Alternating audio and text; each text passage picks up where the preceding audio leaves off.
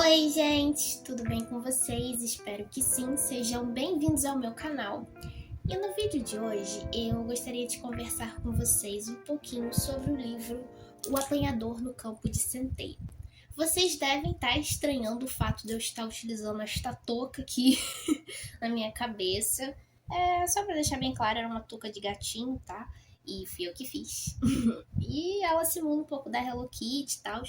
Mas é porque, gente, eu tentei me caracterizar parecida com o personagem aqui do livro, né? Porque o nosso personagem, Holden Caulfield, esse é o nome dele, ele utiliza, assim, durante todo o percurso do livro, né? Uma touca daquelas de caçador, sabe? Uma touca russa. Bom, eu não tenho uma touca russa, então eu decidi pegar alguma touca que eu tivesse que fosse mais diferentona, assim, pra lembrar um pouco o personagem, até pra dar uma introduzida aqui legal, enfim, e tal. Não deu muito certo, né? Alguns de vocês, talvez que me acompanhem aqui no canal, já devem ter visto eu falar sobre esse livro em outros vídeos. E, pra ser bem honesto, eu fiz vários vídeos onde eu citava que eu estava lendo O Apanhador no Campo de Centeio, e isso vem desde uns bons anos. Mas a realidade é que eu sempre começava a ler esse livro, mas por algum motivo da minha vida, eu abandonava ele no meio do caminho. Então é por isso que tem vários vídeos de eu falando sobre esse livro, mas nunca um vídeo definitivo de eu falando como é que foi a leitura e tal, o que eu achei do livro, justamente por conta disso. Esse livro, gente, só pra vocês terem noção, eu comecei a ler ele no final ali do ensino médio. Apesar de que eu comprei esse livro quando eu tava no final do segundo ano do ensino médio. Aí quando foi no final do terceiro ano, eu comecei a ler esse livro. Inclusive, na época, eu lembro que ele estava me marcando bastante. E eu fiz essa pulseirinha aqui com o nome do Holden, né? Enfim, para eu andar. E eu ficava falando, assim, na escola sobre esse livro. Eu lembro que teve um professor meu, né? Que foi um professor que eu já citei aqui no canal, que foi muito importante para mim, um professor de ensino médio, que ele foi, inclusive, um dos que me recomendou esse livro, né? Não exatamente a mim, mas a turma, porque ele tinha lido e ele tinha achado muito legal. E aí eu também quis ler, até porque, além desse professor ter recomendado, o grupo que eu adoro, né, também recomendou. Eu li outros livros que também citavam O Apanhador no Campo de Centeio. Amêndoas, que foi um livro que eu li, também que citava. Bem-vindos à Livraria Rio Nandon, também que citava esse livro. Então teve diversos, assim, que de certa forma estavam me inspirando a ler esse livro. Como eu estava falando, né, no segundo ano do ensino médio eu comprei esse livro. Aí até aí eu não tinha lido. No final do terceiro ano do ensino médio, tentei a ler, foi a minha primeira vez tentando ler o livro, não consegui terminar, porque aconteceu ali o fato de eu ter tido outros interesses em outras obras literárias, e também porque eu estava naquela época do vestibular e tal, então a gente tinha que ler alguns livros específicos do vestibular, e aí acabou que eu tive que abandonar.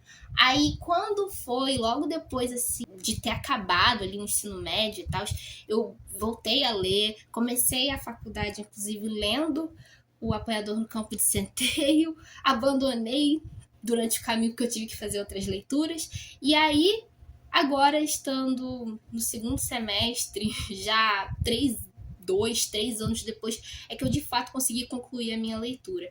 E eu sempre aqui fazendo vídeos no canal citando esse livro e tal.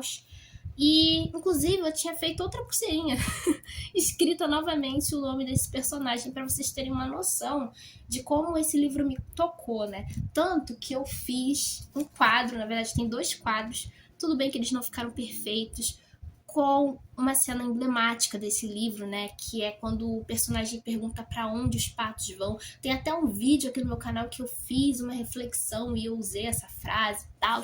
Então, assim, foi um livro bem marcante para mim que eu quero compartilhar com vocês essa leitura e deixar registrado aqui. Eu acabei falando aqui um pouco sobre a minha experiência pessoal, né? Uma parte da minha experiência pessoal com esse livro, mas vocês devem estar se perguntando sobre a sinopse dele, né? Quem é esse tal de Holden Caulfield? Por que ele anda com uma touca de caçador na cabeça, né? Uma touca russa? e o porquê desse livro ser tão especial, talvez para mim, qual o significado que ele tem, enfim. Então eu vou começar aqui introduzindo a vocês a sinopse, explicando para vocês um pouco sobre o que se trata esse livro, né? Aqui, como eu disse, a gente vai conhecer um personagem chamado Holden Caulfield, né? Ele é um adolescente ali que está entre os seus 16, 17 anos de idade, ou seja, ele está no fim da adolescência. E esse nosso personagem, né, o Holden Caulfield, pelo que o livro dá a entender, ele vem de uma família assim de boas condições financeiras dos Estados Unidos, né? E portanto ele estuda ali num colégio de elite, sabe? Um colégio muito bom. E por ser um colégio, né, de elite e tal, tem toda aquela cobrança, né, para que os seus alunos tenham bons desempenhos, para que eles sejam os melhores. E o Holden Caulfield, né, ele é um outsider.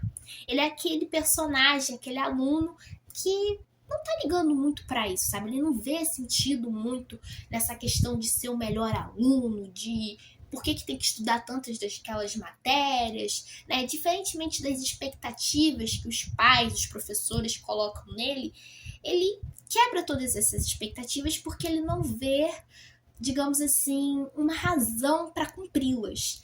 E acontece, né, que esse livro já começa um pouco por conta dessa quebra de expectativa que o personagem tá provocando assim nas pessoas ao redor dele. Ele acaba reprovando em todas as matérias da escola.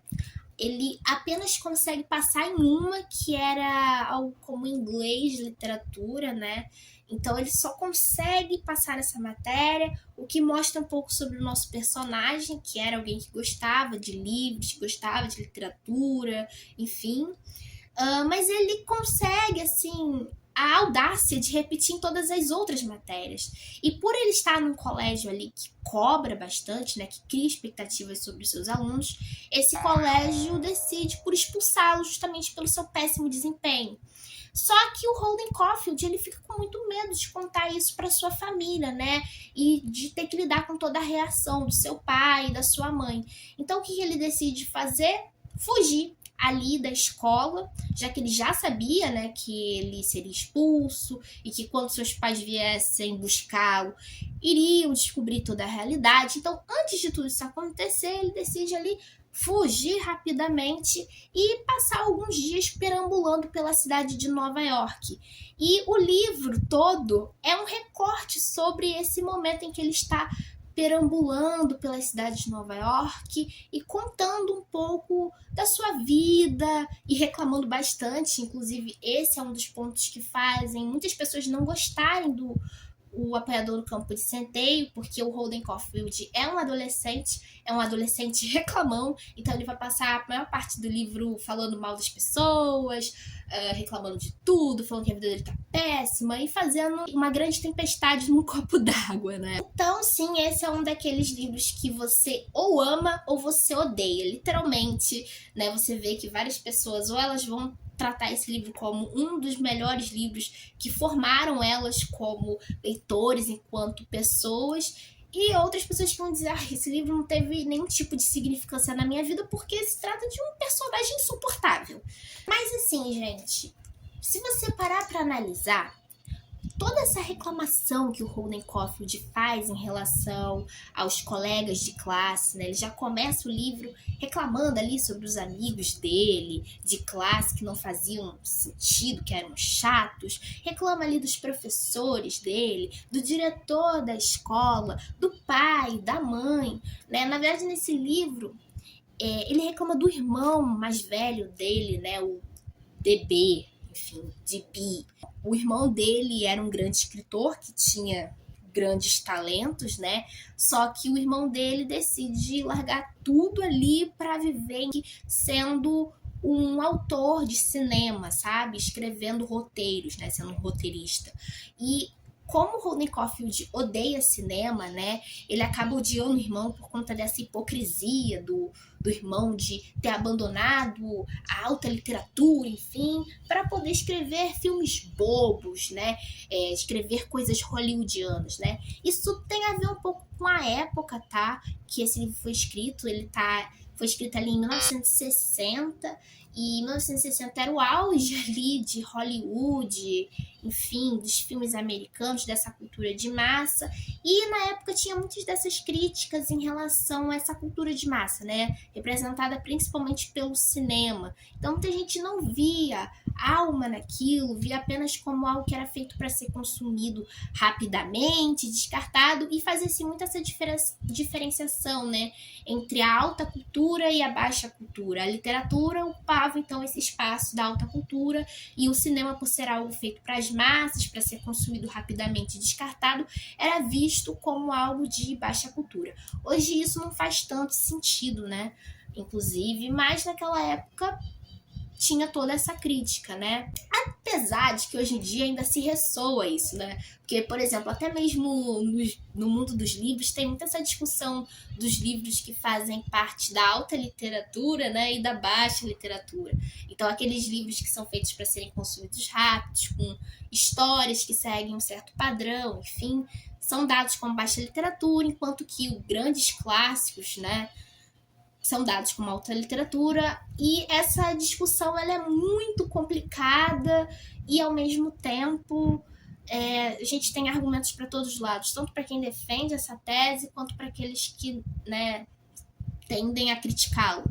Acontece, né, que, como eu falei, toda essa crítica que o Holden Caulfield faz ao irmão dele, né, vem de um período específico, né, de 1960, tem a ver, inclusive, com o próprio autor, né, o Salinger, porque o Salinger era um crítico, ele não gostava muito dessa cultura de Hollywood e tal, né, ele fazia essa crítica, então meio que o personagem tem alguns traços do autor. O Holden Caulfield, ele é esse personagem que tá o tempo todo criticando todo mundo.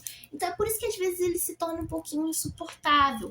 Mas quando você para pra analisar um pouco do que ele tá dizendo, você acaba se compadecendo, né, com a realidade dele. Porque tudo bem que ele é um adolescente rico e tal, que não deveria estar reclamando de nada, mas que tá o tempo todo reclamando, enfim. Mas você entende. Primeiro porque ele tá nessa fase da adolescência, e quem já esteve nessa fase sabe que é um momento complicado, seus hormônios estão lá no alto, você tende a criticar tudo, ser realmente um chato e se revoltar muito, principalmente com esse mundo dos adultos. Você tem, no fundo, ali um medo de crescer, né? Eu lembro que eu tava assim, quando eu era um pouquinho mais nova, mas acho que às vezes eu continuo ainda assim, né? Eu ainda me identifico. Até porque, gente, sendo bem honesta, eu não tô tão distante assim do Holden Caulfield, né? Eu tenho apenas 20 anos. Então eu ainda sou uma adolescente. Então, nesse momento que a gente tá na adolescência, a gente tem muito esse medo de crescer. E o Holden Caulfield, ele apresenta esse medo de crescimento. Tanto que o título do livro, né, O Apanhador no Campo de Centeio, vem de uma metáfora que ele faz, né, meio que mal feita, porque ele retira isso de uma canção, era de um trecho de um livro que ele interpreta errado, né, que ele esquece como é que é a frase e tal, mas que aquilo marca ele, né, que é o seguinte: você tem um campo de centeio, e nesse campo de centeio tem várias crianças brincando, sendo felizes e tal. E atrás desse campo de centeio tem como se fosse um abismo, sabe? E as crianças, eventualmente, elas caem, né, do campo de centeio para esse abismo. E esse abismo é um dos adultos, né? E o Holden Caulfield dizia que ele queria ser o apanhador no campo de centeio, ou seja, sempre que uma criança estivesse correndo para cair nesse abismo, ele seguraria ela e salvaria, ou seja, representa esse medo, né, de crescer, ou seja, ele queria preservar a infância para sempre. Porque, gente, quando a gente cresce, isso acontece, né? Você começa a questionar muito o mundo dos adultos. Eu lembro que quando eu tava com meus 14 anos, que foi quando isso começou a acontecer e você começa a ter aquelas crises existenciais. Na verdade, isso começa bem antes, né? Aos 12 anos você já começa: quem eu sou? Será que existe um Deus nesse universo? E você começa a questionar o mundo todo ao seu redor, né? Tipo, eu lembro de voltar da escola perguntando pros meus pais: por que estão vendendo uma pedra? Tipo, a pedra não é algo natural da natureza? Por que estão vendendo pedra? Por que vendem água? sabe? Isso não é algo básico. Por que estão vendendo isso? Eu lembro que ficava nessas perguntas, eu lembro de perturbar meus professores na época da escola, falando: professor, mas eu tô numa grande dúvida de quem eu sou. E aí os professores ficavam dando pilha, tipo, não, continua questionando, continua questionando. E eu lembro que uma vez eu cheguei no professor de artes e eu comecei a falar: professor, o que é poder? Eu estou com uma grande dúvida em relação ao que é poder, porque o poder não é algo que você toca, né? Como é que a gente fala que certas pessoas estão em situação de poder e outras não? E eu lembro que eu ficava fazendo essas questões e os professores ficavam dando corda. E, enfim, boas memórias. Mas acontece isso quando você entra na adolescência, né? Que é você começar a se questionar, de repente vira um conflito geracional, porque você começa a olhar para os seus pais e se revoltar, tipo, por que eles não fazem nada? Isso aqui, esse mundo tá errado, não faz sentido isso, né? Então tem uma questão exterior do mundo tá errado, mas também você olha para os seus pais e você fala, meu Deus, eles estão errados. Tem essa coisa de, quando a gente é criança, a gente vê os nossos pais como heróis. E na adolescência isso começa a cair, né? A gente começa a ver eles como humanos junto com a gente, ao mesmo tempo que a gente tá moldando um pouco da nossa personalidade. Eu lembro, assim, que quando eu tava ali no meu início da adolescência, eu li O Pequeno Príncipe, né? Que era aquele livro que fazia uma metáfora em relação ao fato de quando a infância termina e começa-se você então a entrar no mundo dos adultos. E o livro é toda uma crítica em relação ao mundo dos adultos. Ele também é um pouco sobre a perda da inocência infantil. E eu lembro que aquele livro mexeu comigo. Então, assim, gente, algo que acontece quando a gente tá deixando a infância é isso, é você começar a questionar um pouco de tudo que tá ao seu redor e questionar os seus pais, questionar os mais velhos no geral, né? E o Holden Caulfield, ele tá nessa fase, apesar de que ele tá no final da adolescência, né? Mas esse questionamento, ele vai girando. Ele continua, mas ele vai criando formas diferentes, né? Porque quando você começa a se questionar, parece que tudo vira uma revolta imediata. Depois você começa a entender que não, seus pais são como você. Aí vem aquela música do Belchior junto com a Elis Regina, né? Como os nossos pais, que ela diz, né? Que você, quando a gente é jovem, a gente quer lutar, a gente quer revolucionar o mundo, mas depois a gente começa a perceber que a gente era igual aos nossos pais, né? A gente começa a desistir um pouco das lutas porque a gente se sente meio que impotente ali. E a gente, no final, começa a querer só uma vida calma, tranquila, um ar para respirar e não necessariamente mudar todas as estruturas do mundo. Enfim, acontece, né? Mas o Holden Caulfield, ele tá estressado, ele tá revoltado com a hipocrisia do mundo dos adultos, sabe? Uma coisa muito interessante que acontece nesse livro é que ele fala muito sobre a relação dos professores com os diretores da escola, né? Então tem professores que, quando chegava o diretor na sala de aula, começava ali a puxar o saco do diretor, mesmo que o diretor fosse lá e contasse a pior piada do mundo e atrapalhasse a aula do professor, né?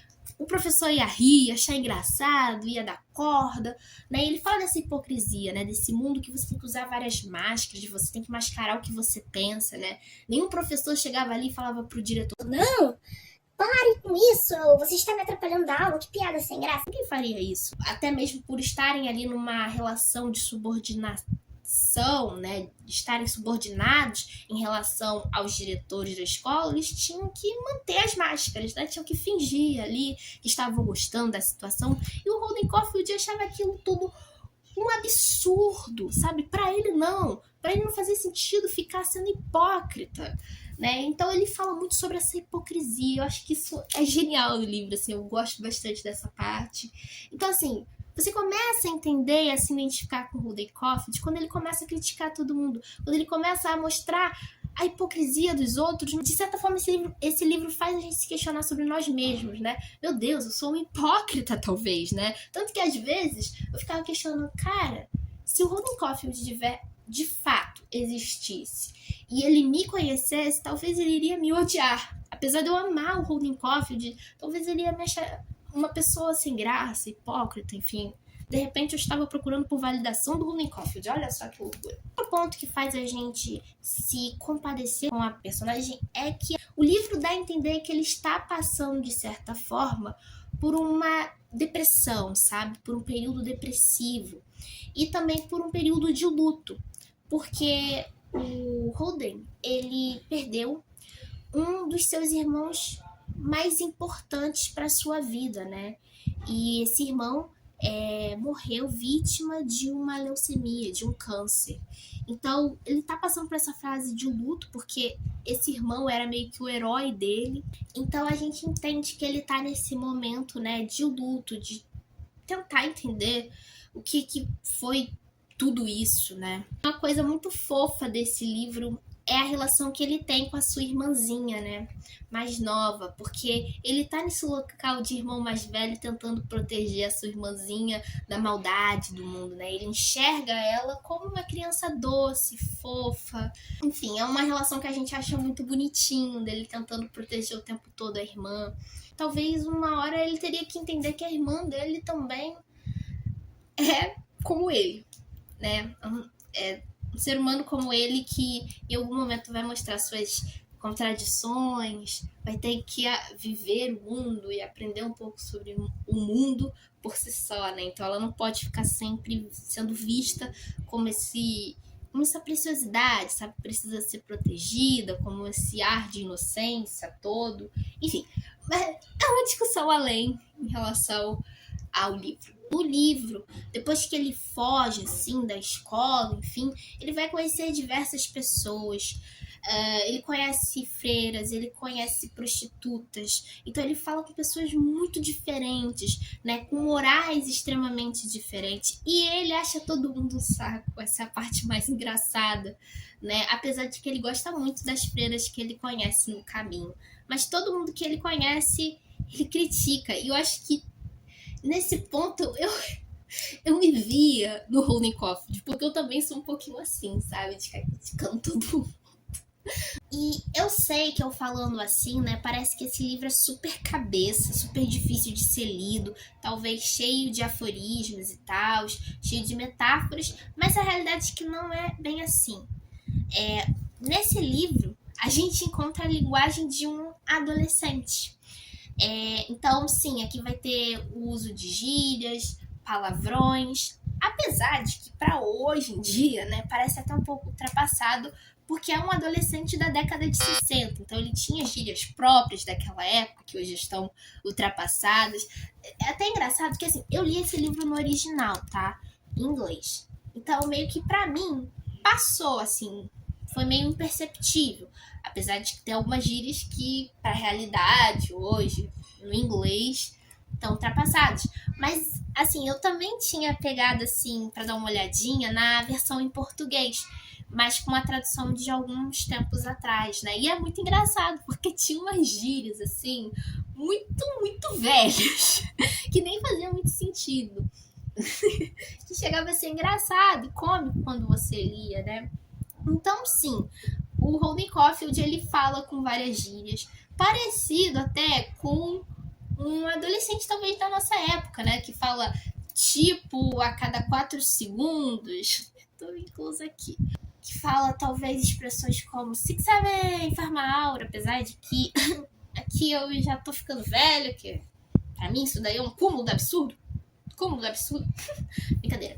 Então, sim, não é um livro nem um pouco cheio de aforismos, bonitinho e tal.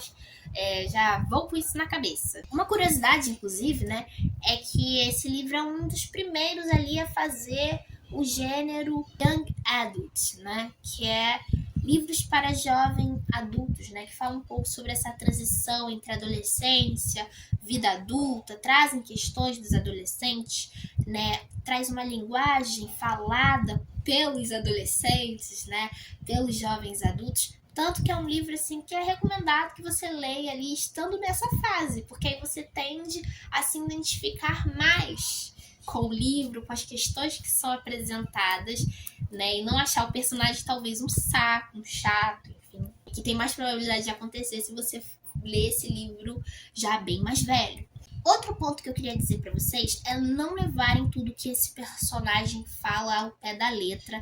Até porque, gente, esse livro, ele tem aqui um narrador não confiável. Tudo que a gente está lendo é através da ótica, né, do olhar do Holden Caulfield. Inclusive, nesse livro ele fala, eu minto bastante, né, eu minto muito. Ou seja, muitas das coisas que estão sendo descritas aqui talvez não sejam como elas estão sendo descritas, porque o personagem ele não é nem um pouco confiável. Ele sim vai talvez amenizar certas situações para ele parecer um pouquinho alecrim dourado, né?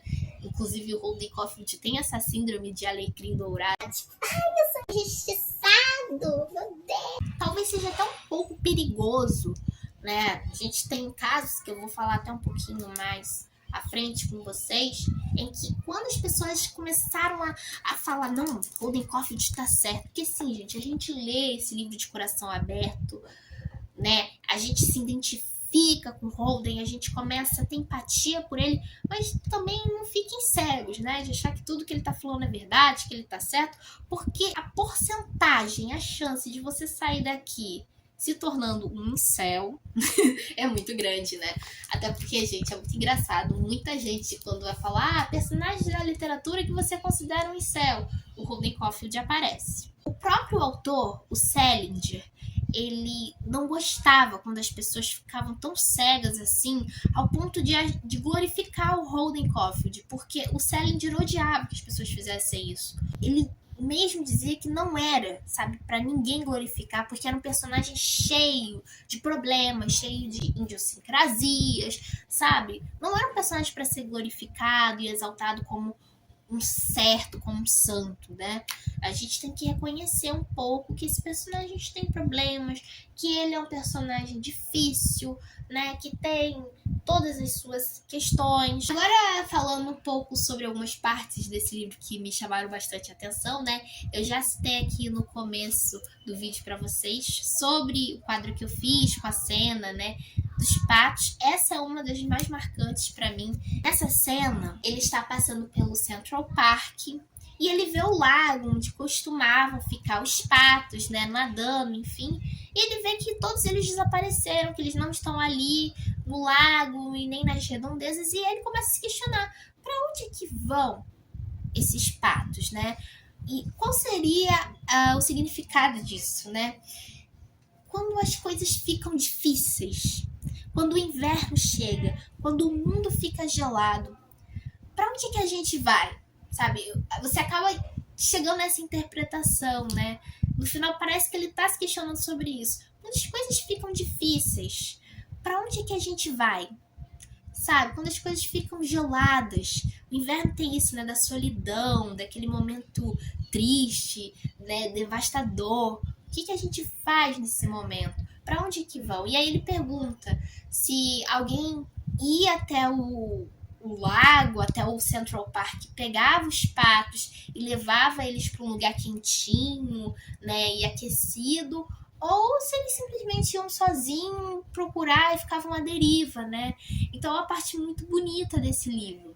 Outro ponto também é quando ele vai ao museu e ele diz que o lugar favorito dele era o museu, porque no museu as coisas permaneciam sempre como elas eram, elas nunca mudavam, né? Ele sabia que ele ia ao museu, ele ia encontrar as mesmas estátuas, as mesmas figuras e nada estaria ali tão diferente. De certa forma, é um pouco sobre esse medo que ele tem de crescer. E pra mim, a cena assim que me fez chorar, que foi a mais impactante, é a do final do carrossel, né?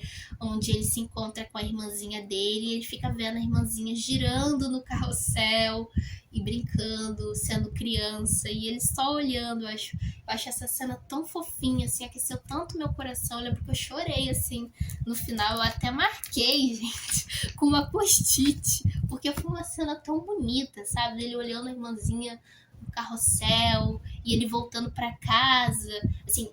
Ele decide que ele vai ficar, né? Porque ele fala que vai fugir e tal. E a irmãzinha chega pra ele e fala, não, eu vou com você, sabe? Me espere. E aí depois ele decide ficar. enfim. E é uma cena muito bonita deles dois, assim, eu fiquei muito emocionada nesse momento.